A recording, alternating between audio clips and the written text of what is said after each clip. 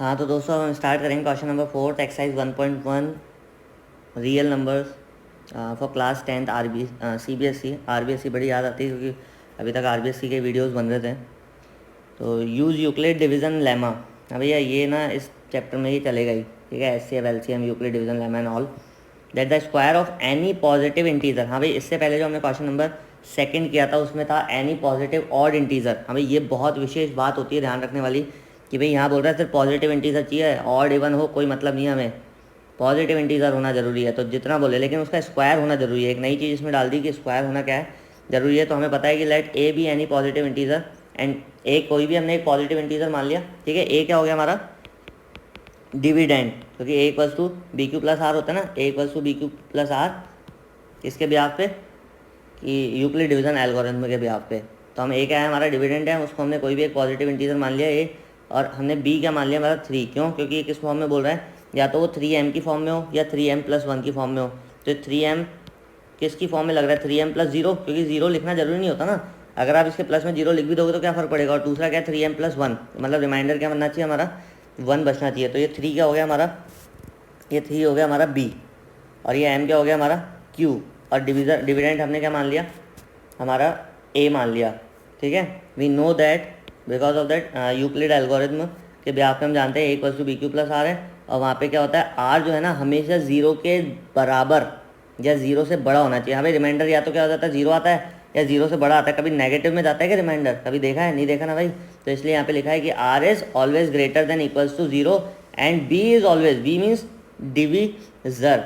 हाँ भाई बी क्या होता है हमारा डिविजर। डिविजर भी हमेशा क्या होना चाहिए बड़ा होना चाहिए रिमाइंडर।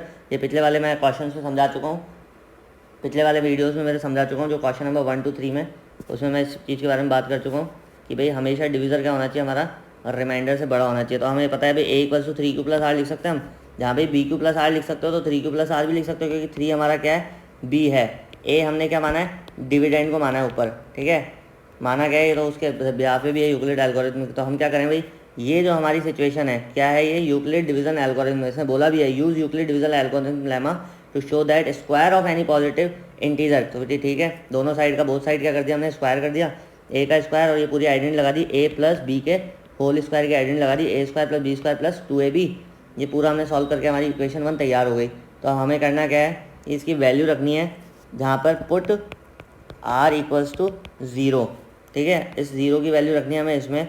तो a का स्क्वायर इक्वल्स टू 9, q का स्क्वायर यूँ क्यों रहेगा प्लस r कितना है हमारा, r की वैल्यू क्या रखनी है 0 का square plus 6 multiply by q multiply by 0। भैया पूरा 0 कर देगा तो हम बोल सकते हैं कि हमारे पास रहा क्या a square equals to 9q आ रहा है, क्योंकि ये तो पूरा का पूरा क्या हो गया 0 हो गया ख़त्म हो गया। तो इसमें लिख दो भाई 0 + 0 लिख दो और क्या थोड़ा सा, ठीक है। अब हमें पता है यार इसको क्या करना है, a को हमें इसकी फॉर्म में करना है 9m की, 9m नहीं भैया 3m की फॉर्म में करना है। किस में करना है हमें, यहाँ पर ये 3m और 3m+1 की फॉर्म में करना है। तो हमें ये पता है कि यार 9 3 की टेबल में तो आता है, तो हम ये लिख सकते हैं a square equals to 9q square को हम लिख सकते हैं a स्क्वायर इक्वल्स टू, इसको ले लिया 3 बाहर, तो अंदर क्या बचेगा 3q स्क्वायर बचेगा, ठीक है। तो 3q स्क्वायर को हम क्या मानते हैं कि where 3q square is equal to m मान लें हम। क्यों मानेंगे m, क्योंकि 3q स्क्वायर की जब वैल्यू रखोगे ना आप तो वो वापस क्या हो जाएगा, क्या बोला है इसने कि भाई square of any positive integer is either in the form of 3m। तो भाई 3m रख के देख लेते हैं। तो ये हमने क्या हो गया 3q स्क्वायर किस में आ गया a square equals to 3m। यही तो प्रूव करना था कि किसी भी नंबर का स्क्वायर करने पे, हाँ भाई किसी भी नंबर का स्क्वायर करने पे कौन से किसी भी पॉजिटिव इंटीजर, हाँ भाई इसको हमने क्या माना था पॉजिटिव इंटीजर माना था ना ऊपर ही ऊपर। तो इसका स्क्वायर देखो स्क्वायर आ गया ए स्क्वायर किसकी फॉर्म में 3m की फॉर्म में है। हमने 3q स्क्वायर को m इसलिए मान लिया क्योंकि यहाँ पर हमें किस में प्रूव करना था 3m की सिचुएशन में प्रूव करना था। अब ऐसे ही आप इस सिचुएशन को कैसे रख सकते हो, इसको हम थोड़ा इरेज कर लेते हैं। इरेज करने के बाद हम इसकी वैल्यू रखेंगे। अब इस बार आप इसको पॉज करके आप इसको नोटिस कर लिख सकते हो आप लोग, जिससे कि आपके लिए क्या हो जाएगा ईजी हो जाएगा। ये मेरी 1.2 भी इरेज हो गई इसलिए मैंने वापस से इसको हटाया। तो हमें करना क्या है, मेनली हमें दिमाग ये लगाना है कि क्वेश्चन को कितना लॉन्ग लास्टिंग हम याद रख सकते हैं, दिमाग में रख सकते हैं। अब इस मैंने 0 की जगह क्या रखना है, इस 0 को हटा दो, इसकी जगह रखनी है वैल्यू 1। क्यों, क्योंकि हमें रिमाइंडर क्या चाहिए, 1 चाहिए। दूसरी सिचुएशन क्या थी भाई, पहली थी 3m के प्लस में कुछ नहीं था 0, तो रिमाइंडर क्या रखा था हमने, रिमाइंडर रखा था 0। अब हमें चाहिए 3m प्लस 1 चाहिए, तो रिमाइंडर क्या चाहिए 1। अब 1 रखेंगे इसी इक्वेशन में, कौन सी वाली, इसी इक्वेशन में 1 वैल्यू रखेंगे, तो a square equals to 9q square plus r square plus 6qr। Remainder 1 रख के देखो भाई, a square equals to 9q square plus 1 का स्क्वायर प्लस 6q मल्टीप्लाई 1, ठीक है। तो ये हो गया हमारा a square equals to 9q square plus 1 plus ये हो गया हमारा 6q। अब यहाँ पे देखो सिचुएशन दिख रही है कि भाई 1 है, 1 को इधर लिया अलग से, क्योंकि हमें आखिरी में क्या चाहिए 1 चाहिए, तो 9q स्क्वायर प्लस 6q एक जगह लिख लूँ मैं, और प्लस 1 यहाँ पे लिख दिया मैंने।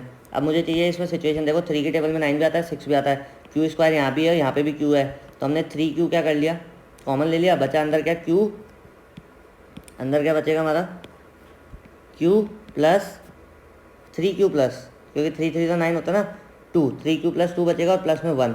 तो हमें चाहिए क्या भाई, किस फॉर्म में चाहिए हमें चाहिए ये 3m प्लस 1 की फॉर्म में, क्या चाहिए भाई 3m प्लस 1 की फॉर्म में। लेकिन इस सिचुएशन में ये चीज़ बैठेगी नहीं, तो हमने क्या किया कि इसको हम करेंगे भाई 3 ही कॉमन लेंगे, क्योंकि हमें बाहर चाहिए सिर्फ 3, तो हमने 3 कॉमन ले लिया, बचा के अंदर 3q स्क्वायर प्लस 3 2 6 2q और प्लस में 1।